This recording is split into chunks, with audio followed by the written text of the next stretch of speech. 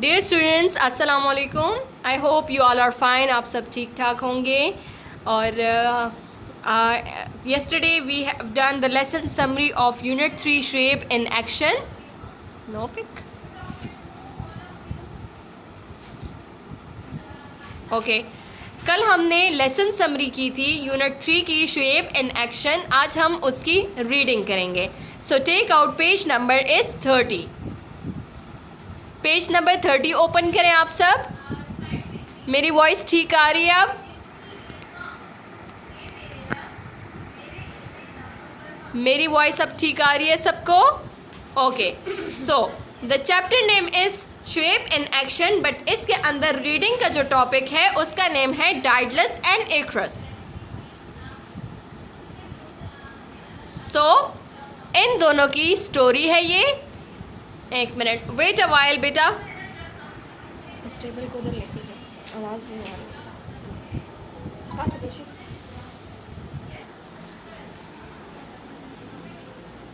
Okay, अब आवाज़ आ रही है मेरी आप सबको?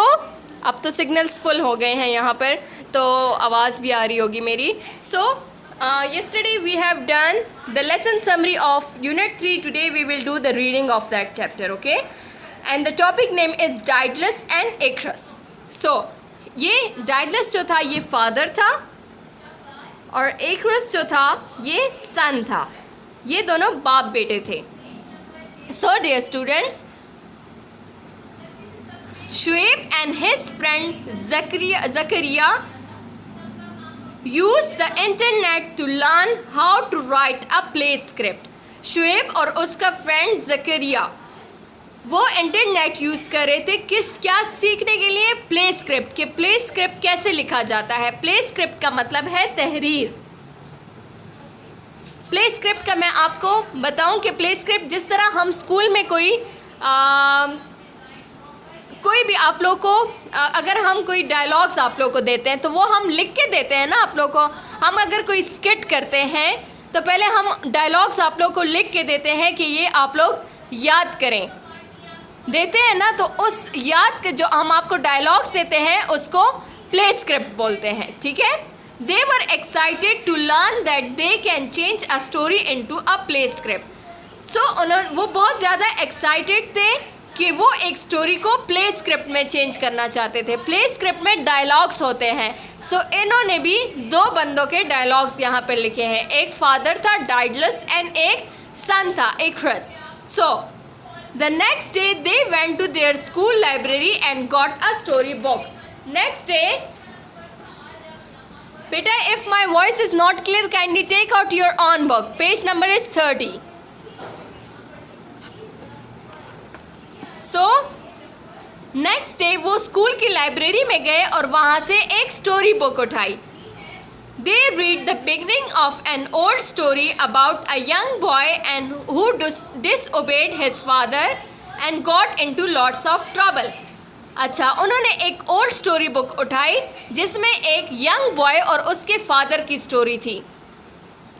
सो यंग बॉय जो था वो अपनी फादर की बात को नहीं मान रहा था और वो आगे बहुत ज़्यादा ट्रबल मीन्स बहुत ज़्यादा परेशानियों में फंस गया था। ट्रबल मीन्स परेशानी। सो डिसओबेड का मतलब है नाफरमानी। वो अपनी बाप की नाफरमानी करता था। So the story is about a young boy and his father.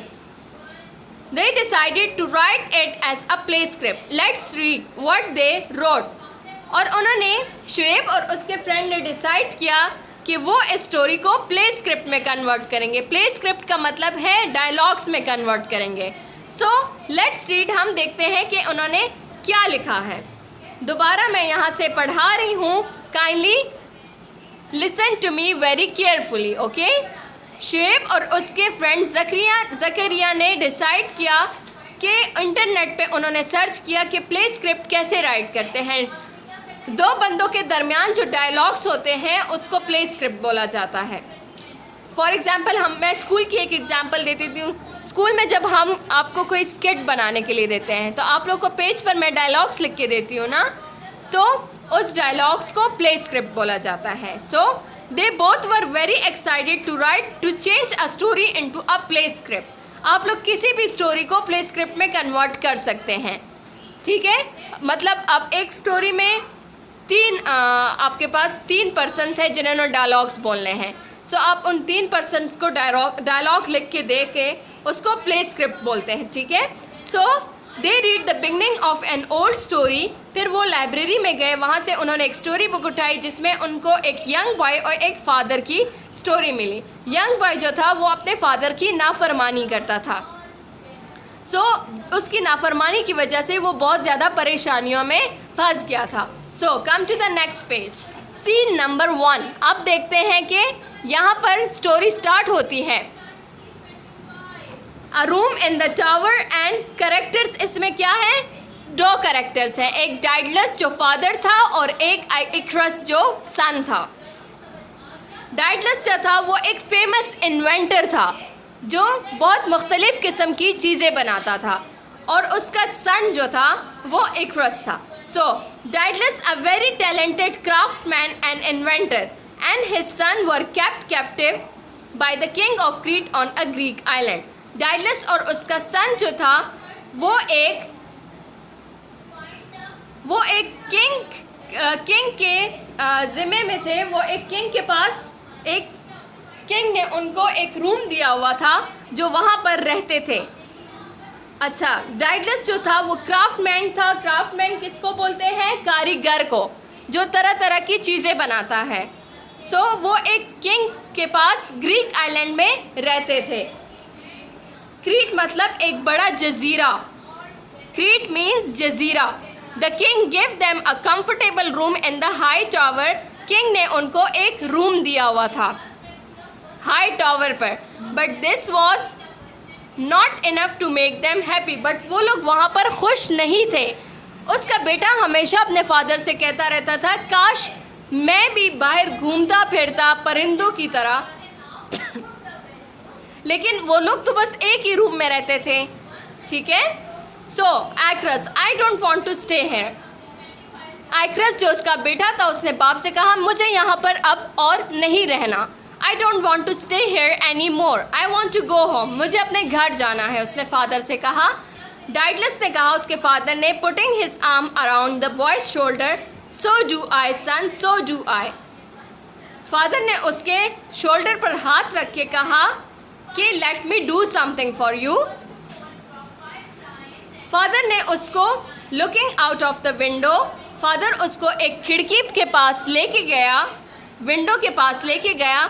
Look at the birds, they are free. उसने अपने बेटे से कहा कि इन परिंदों को तुम देखो, ये बिल्कुल फ्री हैं, इनकी मर्जी है, जहाँ जाते हैं उड़ते हैं आसमान में। So they come and go as they went, I want to be like them. उसके सन ने अपने फादर से कहा कि मैं भी इन परिंदों की तरह उड़ना चाहता हूँ, फ्री होना चाहता हूँ यहाँ से, सो आज़ाद होना चाहता हूँ। Daedalus smiling, there son, you have given me an idea. तुमने तो मुझे एक आइडिया दे दिया। Go outside and collect all the feathers you can find. उसके फादर ने अपने सन से कहा कि बाहर जाओ और तुम्हें नीचे कितने भी फेदर्स नज़र आए उसको कलेक्ट। फीदर्स पर को बोलते हैं, जो पंख होते हैं ना उसको फीदर्स बोलते हैं। सो उसके फादर ने उससे कहा कि तुम बाहर जाओ और तुम्हें जितने भी पंख गिरे हुए नज़र आए तुम वो उठा के मेरे पास ले आओ। Icarus, tell me father, what's the plan. Icarus ने अपने फादर से कहा, क्या प्लान है? Daedalus, we are going to fly like birds. अब हम भी इन परिंदों की तरह उड़ेंगे। Icarus, sounds a bit dangerous father.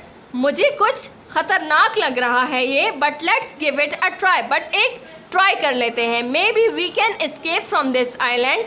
May be हमें इस आइलैंड से, इस जजीरे से आज़ादी मिल सके।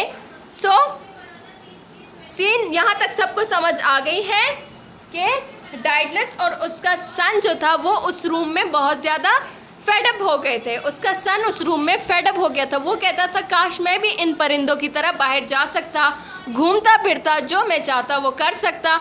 सो उसके फादर ने कहा कि तुमने मुझे एक आइडिया दे दिया, अब हम क्या करेंगे कि आपको बाहर जितने भी पंख गिरे हुए नज़र आए उन पंख को उठाकर मेरे पास लेकर आओ, अब हम भी इन बर्ड्स की तरह उड़ेंगे। सो सीन नंबर 2 में आप सब आए। Daedalus and Icarus made a pair of huge wings out of the bird's feathers and stuck them together with wax. Daedalus और उसके फादर ने जो feathers वो बाहर से लेकर आए थे, उन्होंने उससे बड़े बड़े विंग्स, ह्यूज विंग्स बना लिए। विंग्स किसको बोलते हैं? परों को। जिस तरह बर्ड्स के पर होते हैं ना, इसी तरह डाइडलस और इक्रिस ने उन फीदर्स से पर बड़े ह्यूज विंग्स बनाए और उस विंग्स को आपस में उन्होंने कैसे ज्वाइन किया? With the help of wax. Wax जो मोम वैक्स होती है ना, आप लोगों ने हमेशा देखा होगा वैक्स से डिफरेंट चीज़ें हम ज्वाइन कर सकते हैं। जिस तरह ग्लू होता है उसी तरह वैक्स भी होता है। सो उन्होंने उस फीदर्स को ज्वाइन किए with the help of wax. Daedalus, these wings will take us away from this place to freedom.